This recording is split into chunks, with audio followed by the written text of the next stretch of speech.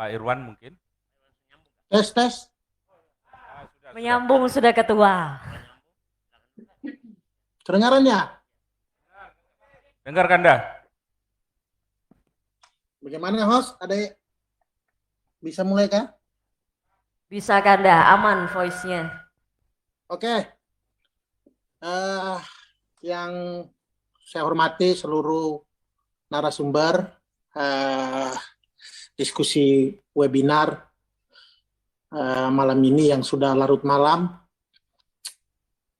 Luar biasa tadi pemaparannya dan penuh dengan kritik dan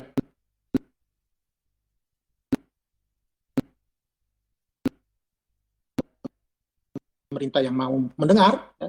Apalagi mau hadir, karena saya lihat nggak ada yang hadir gitu, takut betul. Mimpin Kutai Timur nggak bisa, pucuk pimpinan itu memang harus kita keroyok. Ini luasnya minta ampun Kutai Timur ini, harus keroyok gitu. Tetapi saya tidak dalam rangka kemudian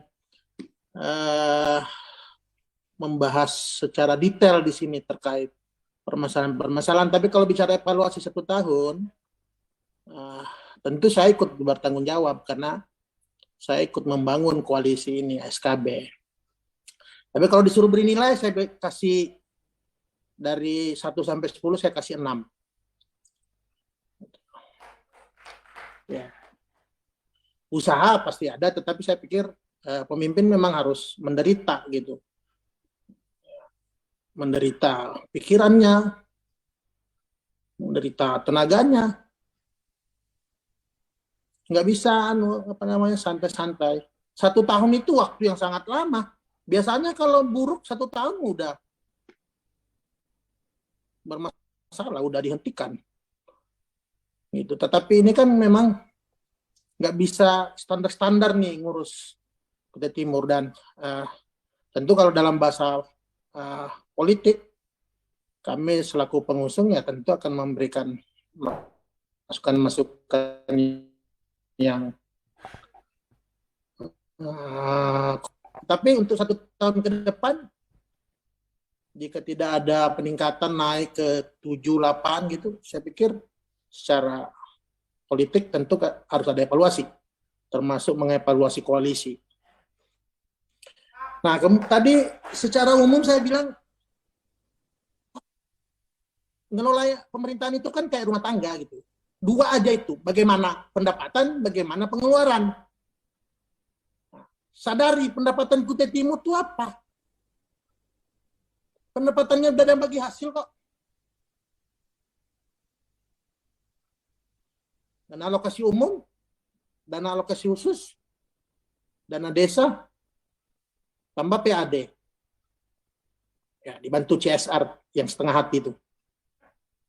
Kan ketahuan tuh tiap tahunnya. Nah, dari belanja itu, dari pendapatan itu, disitulah pentingnya kita memilih pemimpin, putra-putra terbaik, karena ya pasti cara berpikirnya, cara bertindaknya juga pasti lebih daripada yang memilih ini dalam perspektif politik gitu. Nah, kalau sudah dapat pendapatannya gitu kan itu tuh dibahas bersama. Nah, bagaimana dengan konsep pengeluarannya? Di mana-mana belanja itu, belanja APBD, belanja uang negara, APBN itu satu tujuannya, mengurangi kemiskinan, kemudian meningkatkan Gini rasionya, derajat kemerataannya ini loh. Apalagi kan 18 kecamatan. Kira-kira kalau kita lihat, mungkin merata nggak? Gitu. Nah, baru kemudian bicara mengurangi kemiskinan, kemudian derajat kemerataan tadi di Gini rasio itu lewat apa? Lewat visi misinya itu. Skalanya apa? Prioritasnya. Kalau infrastruktur, ya PU berapa kasih? Pertanian, dinas pertanian berapa? Cek. Jangan-jangan bikin satu saluran irigasi primer aja nggak sanggup dia. Bagaimana air sampai ke sawah? Mutu pendidikan. ketahanan pangan, energi, kelangkaan bahan pokok, termasuk juga dunia usaha UMKM. Itulah, jadi berpikirnya tuh gitu. Sehingga nanti ketahuan tuh, oh duit kita kurang gitu loh. Tadi kan belanja, pendapatan, pengeluaran. Ketahuan bahwa masalah kita tuh kapasitas fiskal Kutai Timur itu kecil, nggak longgar.